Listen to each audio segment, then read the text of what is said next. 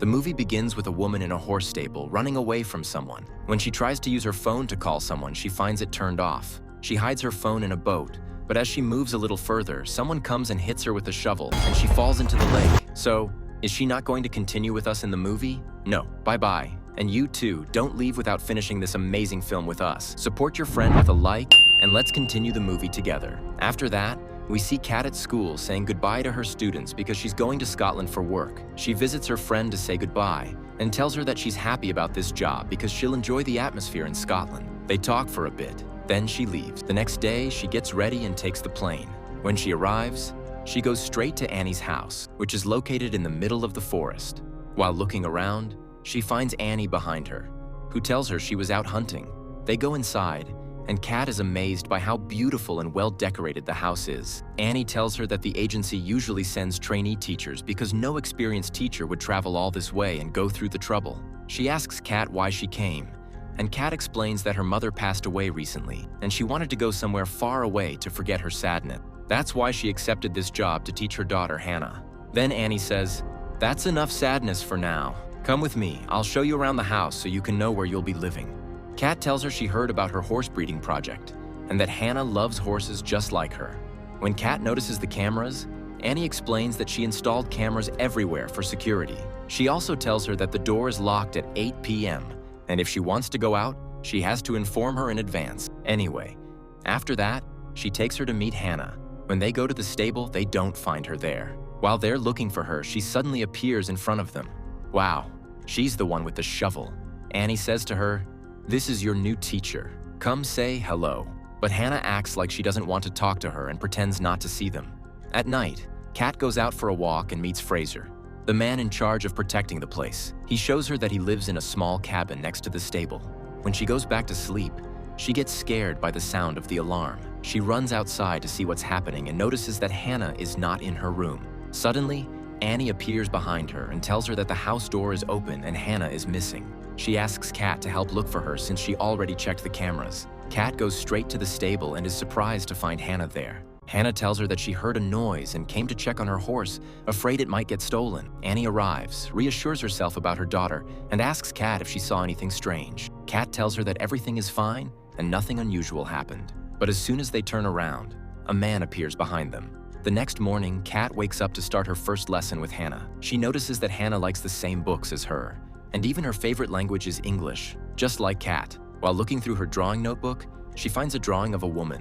When she asks about it, Hannah tells her name is Olivia, her former teacher, but unfortunately, she's no longer around. Kat asks where she went. At that moment, Annie enters the room. Kat asks her about Olivia, and Annie replies, "She suddenly left without even saying goodbye." A little later, Annie asks Kat to go for a walk with her. On the way, Kat asks, "What do you think about Fraser? And how long has he been working with you?" Annie replies, "Don't worry, he's been with us for years." She then explains that she and Hannah have no one else, because Hannah's father was a very difficult man, mentally and physically unstable. He even set their house on fire some time ago, and she barely managed to escape from him. That's why they changed their names and started a new life 10 years ago. But she's still afraid he might find them. At that moment, Fraser calls her, and she tells Kat that she's going to meet some clients who want to buy Hannah's favorite horse. Hannah was standing at a distance, sadly looking at her horse because it was about to be sold. Meanwhile, Kat was walking around the stable, bothered by the large amount of medicine there. Fraser came in and explained that those were just sedatives for the horses to keep them calm, but they were very strong, and even a slight overdose could kill them. After a while, Hannah arrived with the client who wanted to buy the horse. Just as they were about to finalize the deal, suddenly a loud noise broke out. Hannah started fighting with the girl who was going to take her horse. The buyers got upset and decided to leave without buying. Annie began shouting at Hannah, telling her that this was their livelihood, and she needed to learn how to deal with things properly. The next morning, Kat went out for a run. She noticed Hannah sitting in the boat, drawing. Kat continued running, but was surprised when she saw Olivia's drawing placed there. She read what was written on the back of it and kept going. That night, as Kat was returning, she heard the horses making noise and realized something wasn't right. As soon as she entered, she saw a man running away. She grabbed a metal bar and chased him into a closed area. But unfortunately, he managed to hit her and escape quickly. Fraser came and treated the injury on her arm, apologizing for not being there to protect her. After changing his clothes, he told her that once Annie wakes up, they will check the cameras to find out who the intruder is. Annie came in to check on Kat and asked if she saw his face. Kat said no, but suggested it might be Annie's husband, Dan.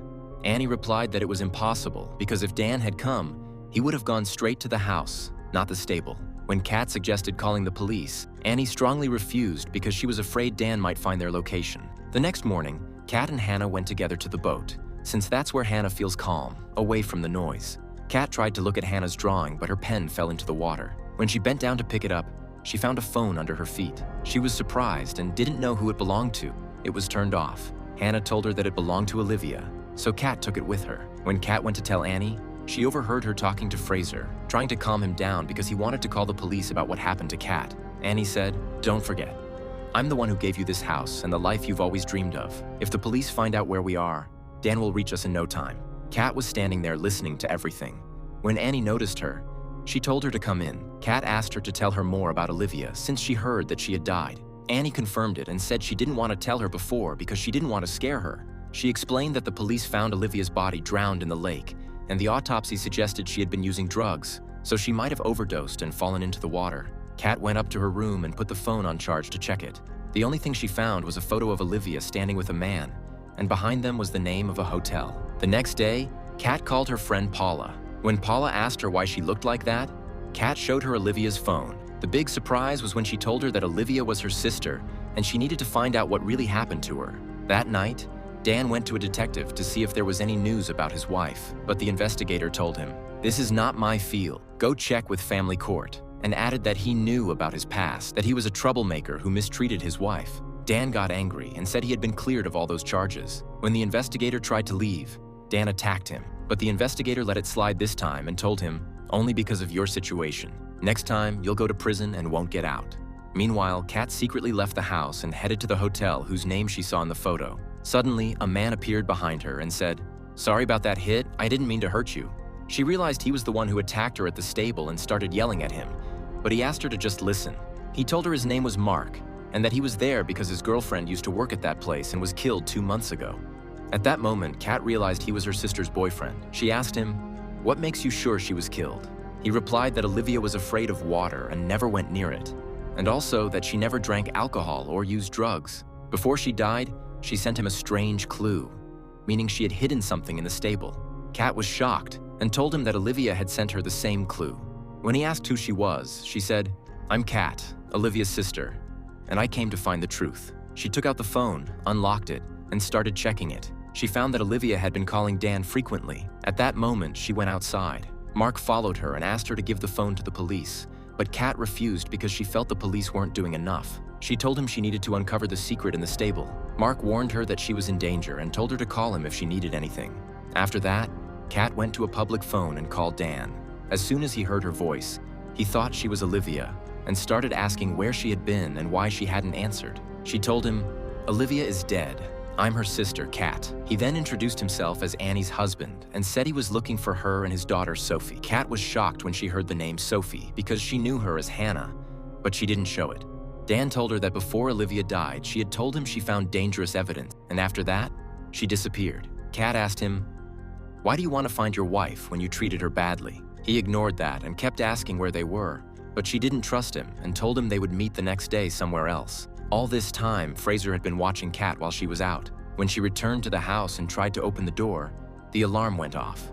Annie came out and told her, "You broke the rules, and now I can't trust you anymore." Kat tried to apologize, but Annie told her to go inside and that they would talk in the morning. On the other side, Mark was on his way when suddenly bright car lights blinded him. He went to check what was going on and found the car empty.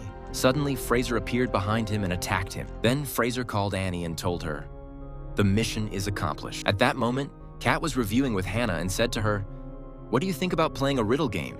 Hannah was happy because Olivia used to always play this game with her. Kat gave her the riddle. Hannah answered that the riddle was about horse stables. Kat told her she wasn't stupid and that she should trust her. She explained that this riddle was the last thing Olivia sent before she died, so they needed to search the stable to uncover the secret.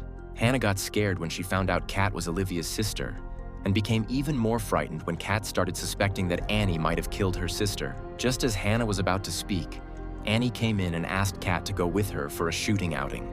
They went to a place where people train. Annie asked her, "Where were you yesterday?" Kat replied that she was just taking a walk. Suddenly, Annie said, "Well, congratulations. My husband is dead." Kat was shocked.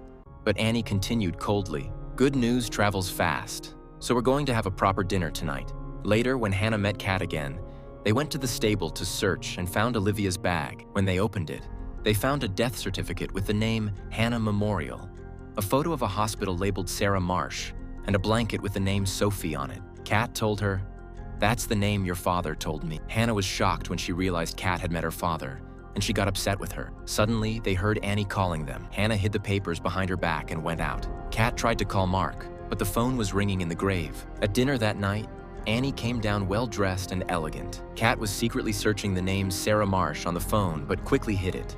Annie said, "Let's drink and celebrate. From today, we won't hide anymore. We'll go out and you, Hannah, can go study at university." She thanked Fraser for everything he had done, and when it was Kat's turn, she told her, "We'll miss you a lot." Kat replied, "Why? Don't you like me anymore?" Annie said, "On the contrary, you're even better than your sister Olivia." Kat was shocked when she realized Annie knew she was Olivia's sister. Annie continued, "But believe me, Olivia was smarter than you. I pretended not to know you were her sister so I could get back the things she stole from me. And because of your stupidity, I managed to find them." Kat confronted her and said, "Then go ahead and tell me, who is Sarah Marsh?" As soon as Annie heard the name, her expression changed, and she said that it was time for Kat to disappear. Fraser told her, "You're changing the plan." But Annie dragged Hannah to her room and told Fraser, "This is the last step, and you need to prove to me that you're the right man." Hannah said to her, "You gave your dead daughter's name to me." Annie replied that she would lock her in the room until she came back to her senses, and then she locked her inside. On the other side, Dan was sitting, waiting for Kat at the place they had agreed to meet. While he was there, he overheard people talking about Mark, saying he had been missing for 2 days. He got up, asked the hotel owner, and showed her Annie's picture, asking if she knew where she lived. As soon as she saw the photo, she said, "Is there anyone in this country who doesn't know this woman?" and gave him the address. At that same time, Annie was sitting with Olivia's bag, burning the papers inside while crying and saying, "My daughter." Hannah was trying to open the door, but it was locked. Meanwhile, poor Kat was tied up and thrown inside the stable. Fraser came in, this time holding a gun. Kat started begging him, "Please don't kill me. You're a good person, and Annie is not the angel you think she is." She told him that Annie was the one who killed Olivia. Fraser replied, "You're a traitor because you helped Dan." At that moment, Kat realized he had seen her with Mark and thought he was Dan. She tried to explain that it was actually Mark, but it was too late. He was stubborn, as if someone had brainwashed him. He said, "I have to protect them." Just before he could kill her, Kat managed to grab a metal bar and hit him until he passed out. She quickly untied herself before he could wake up. Annie was gathering Kat's belongings when suddenly the alarm went off, signaling that someone was trying to enter. She went downstairs and was shocked to see Dan standing in front of her saying, "Open the door or I'll break the glass." She opened it, pretending to be a victim. Dan entered, shouting, "Sophie, where are you, Sophie?" As soon as Hannah heard her father's voice, she answered, "I'm here, Dad." Annie realized the situation was slipping out of her control, so she started acting in front of Dan, saying, "You can't imagine how much we missed you. Let me at least make you some tea." At the same time, Kat freed herself, grabbed the gun, and started searching the name Sarah Marsh on the phone. She found a video of a huge house fire and discovered that Annie and Sarah were twin sisters. Annie was the one who survived the fire with her sister's daughter, Sophie. She had spent time in a psychiatric hospital recovering from the trauma, and the investigation had concluded that the fire was intentional. Kat immediately called the police to come and arrest Annie. Back in the house, when Dan said he was going to take Sophie to live with him, Annie replied, "Her name is Hannah now." Dan was shocked and said, "How could you give her the name of Sarah's daughter who was born dead? Just because you lost your sister in the fire, you'd do this?" He added that he had been searching for them for 10 years. At that moment, Hannah saw Kat coming in holding the gun. She tried to stop her, but Kat was determined. She went up to Hannah and told her that the police were on their way. When Kat came downstairs, she heard Annie telling Dan that their whole life had been nothing but an act, and that's why she decided to start over. He replied, "Wasn't all the lies you told the police enough, saying I used to beat you day and night?" She told him that she is the mother, and she decides what's best for her daughter and where she should live. Dan was shocked by her words, and then came the big twist. He realized that the woman in front of him was actually Sarah, and that his real wife, Annie, was the one who died in the fire. Just as he was about to say, "You liar!" she stabbed him with a fork and said, "You were always too naive, and that never worked in your favor." She kept telling him that she had no other choice to protect her daughter. Suddenly, Kat walked in and said, "The game is over." She asked her, "What did you do to Dan?" She replied that she injected him with one of the horse sedatives and that he could die at any moment. Kat told her that the police were on their way, and now she understood why she killed Olivia, because she had discovered her truth. Sarah said to Kat, "Believe it or not, you're a lot like me. Both of us did everything we could to protect the ones we love." But Kat replied that the difference between them is that she has never killed anyone. Unfortunately, Sarah manipulated her and suddenly snatched the gun from her hand, saying, "That's why I know you could never hurt me." She then tried to escape. Hannah had heard everything, and when she realized her mother was about to kill Kat, she got angry and shouted, "Don't you dare!" Annie, Sarah, told her, "Calm down, Hannah." But the girl shocked her by saying, "My name is Sophie." Sarah left her and went after Kat first before coming back to Sophie. She told Kat that she killed her sister the same way, by injecting her and then throwing her into the lake. The real shock came when she confessed everything. She said she lost her daughter while her sister Annie had everything. When she went to Annie while she was broken, Annie suggested she return to a psychiatric hospital. That's when Sarah lost control, decided to kill her, burned the entire house, and took Sophie with her. Since they were twins, she lied to the police and said that Sarah had died.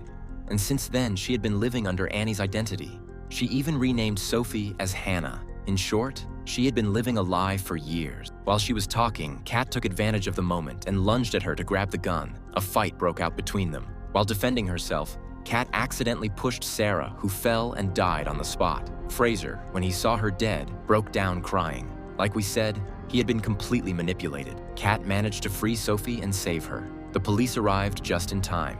After some time, Kat returned to her school, telling her students the story she had read. Sophie was sitting among them. When the class ended, Sophie gave her a riddle to solve. Then Dan, who survived, came in and asked Kat to join them on a trip to Scotland to sort out some paperwork. At the same time, Sophie wanted to say goodbye to Fraser one last time. At that moment, Kat understood the meaning of Sophie's riddle, that the circle is never complete without loved ones, and to be united, they must be united by blood. She realized it meant family. In other words, Sophie wanted Kat to become part of their family, marry her father, and become her mother. And here our movie ends, with a happy ending for Kat and Sophie, and our condolences to the troublesome twin.